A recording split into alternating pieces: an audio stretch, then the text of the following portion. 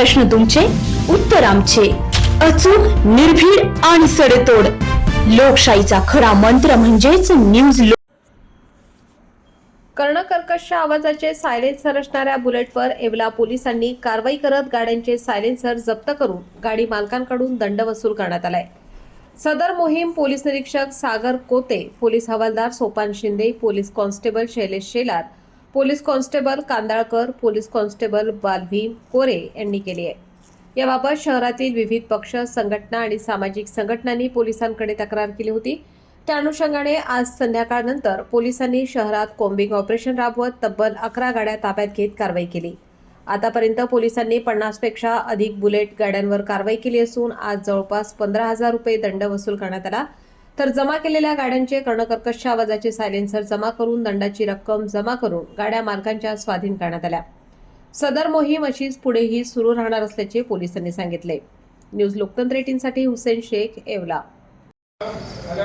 आज दिनांक रोजी विविध सामाजिक संघटना व पक्षाच्या कार्यकर्त्यांनी दिलेल्या निवेदनाच्या अनुषंगाने आणि आमच्या वरिष्ठांच्या मार्गदर्शनाखाली येवला शहर पोलीस स्टेशनच्या वतीने मी व माझे सहकारी यांनी आज रोजी माननीय श्री पोलीस निरीक्षक घोरपडे सर यांच्या मार्गदर्शनाखाली ज्या बुलेटचे कर्णकर्कश जे सायलेन्सर्स आहेत, ज्याच्यामुळे सिनियर सिटीजन्स, कॉलेजेस, शाळा यांच्या विद्यार्थ्यांना जो त्रास होत होता, त्याच्या अनुषंगाने आज रोजी कारवाई करण्यात आली.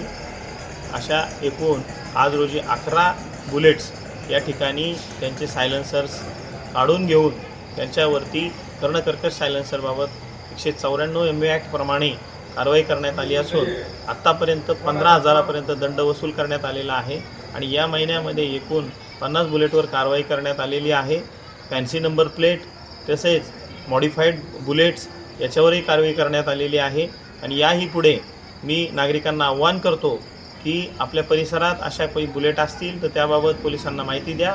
आणि जे बुलेट वापरकर्ते आहेत, जे नागरिक आहेत, जे सजाण नागरिक, या परिसरातील जे जबाबदार नागरिक आहेत, त्यांना मी आव्हान करतो की आपल्या गाडीला जर सायलेन्सर चुकीचे असतील, जे कंपनीचे नसतील, त्याचा आवाज हा डेसिबल मर्यादेपेक्षा जास्त आहे, ते सायलेन्सर्स आपण तत्काळ बदलून घ्यावेत.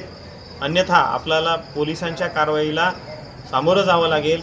तसेच फॅन्सी नंबर प्लेट ज्यांच्या असतील, दादा, भाऊ असं लिहिलेलं असेल, त्या नंबर प्लेट्स आपण तत्काळ बदलून घ्याव्या. शासकीय नंबर प्लेट्स आपण बसवून घ्याव्यात.